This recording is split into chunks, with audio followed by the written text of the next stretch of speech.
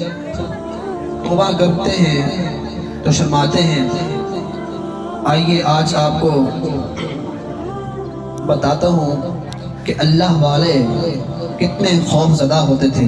ایک روز کنکریوں پر سر رکھ کے ساروں قطار ایک شخص رو رہا تھا۔ اتنا رویا کہ لوگوں کے ترس آنے شروع ہو گیا۔ لوگ اپنی دعائیں مانگ رہے تھے، اپنی دعائیں ترک کر کے اس کے لیے دعائیں مانگنے لگے۔ اللہ ہمیں چھوڑ اس کو معاف کر دے، یا اللہ ہمیں چھوڑ اس کو معاف کر دے۔ ایک شخص آپ کے قریب گیا، دیکھنا چاہا کہ یہ ہیں کون کہ جو اتنے گر گرا کر اللہ تعالی سے معافی مانگ رہے ہیں۔ آپ جب گر گرا کر جانے لگے، چہرہ چھپایا ہوا تھا، تھوڑا دور گئے آپ تو ایک شخص آپ کے پیچھے چلتا گیا، دیکھ کر اتنا چیخا، کیا پتہ چلتا ہے اذا ہوا شیخ عبد القادر جیلانی۔ یہ وہ وقت کا غور جن کا قدم مبارک سارے ولیوں کی گردنوں پر ہے۔ قدمی ھذا علی رقبۃ کل ولی اللہ، میرا یہ قدم سارے ولیوں کی گردنوں پر ہے۔ کے روب اور دبدبے سے جنات بھی کام اٹھتے تھے۔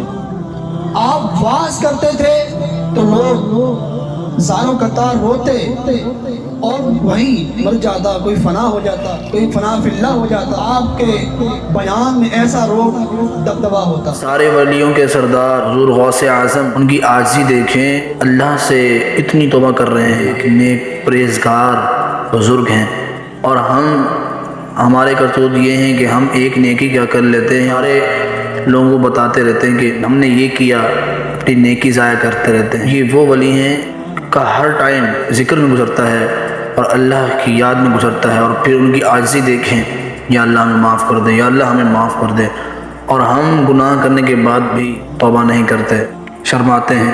ایک دن اس کا بیٹا آیا اور کہا ابا جان میں بیان کرنا چاہتا ہوں، آپ بیان کرتے ہیں کہ لوگ زاروں قطار سے رونے پڑ جاتے ہیں، آج میں ہی بیان کر کے دیکھتا ہوں کیا ہے۔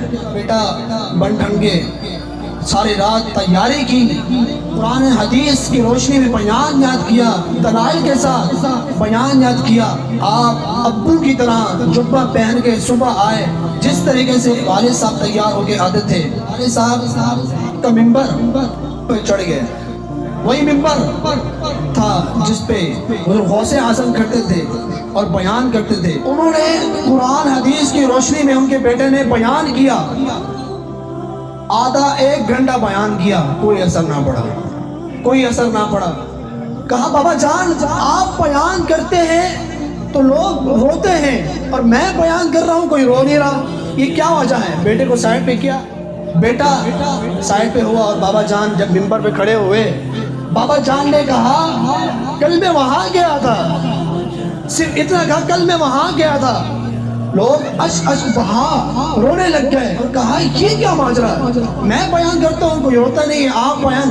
تو کہا بیٹا زبان بھی حضور غوث اعظم والی ہو تو پھر لوگ تڑپتے ہیں نا۔ ایک دن جنید بغدادی کے مرشد حضرت سر سکتی، جو آپ کے ماموں بھی ہیں رشتے میں، سر سکتی جو مرشد بھی ہیں آپ کے، حضرت جنید بغدادی، اگر جنید بغدادی بنے ہیں تو حضرت سر سکتی ان کی وجہ سے بنے ہیں، کیونکہ حضرت جنید بغدادی کے والد کاروبار کیا کرتے تھے، اپنے بچوں کو بھی کاروبار میں لگا دیا تھا، لیکن حضرت سر سکتی نے کہا اس کو میرے حوالے کریں، میں اس کو بناؤں گا۔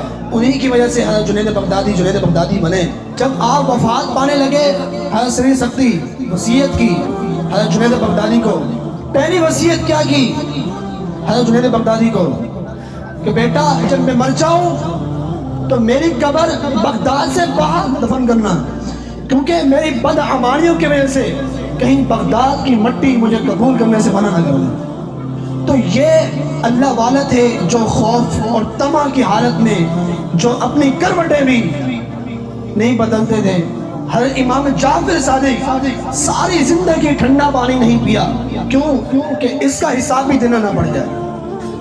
حضرت امام جعفر صادق آج وعدہ نہ کر لیں ایک دوسرے سے۔ مریدوں نے کہا کیا وعدہ کر لیں؟ جب میں مر جاؤں، جب ہم حشر میں ملیں تو سب سے پہلے میری بخشش کروا دینا، اگر تمہاری بخشش ہو تو میری بخشش کروا دینا۔ تو لوگ مرید اشک بہا رونے لگے، حضرت ہم تو آپ کے سہارے ہیں، آپ ہمیں کہہ رہے ہیں ہماری بخشش کروا دیں۔ کہا جو آخرت کا معاملہ ہے وہ تم نہیں سمجھ سکتے، آخرت میں بڑا سخت عذاب ہوگا، اس سے کوئی بچ نہیں سکتا۔ اس لیے اولیاء کرام دنیا کے بجائے آخرت خریدتے ہیں، دنیا کو ترک کر کے آخرت خریدتے ہیں۔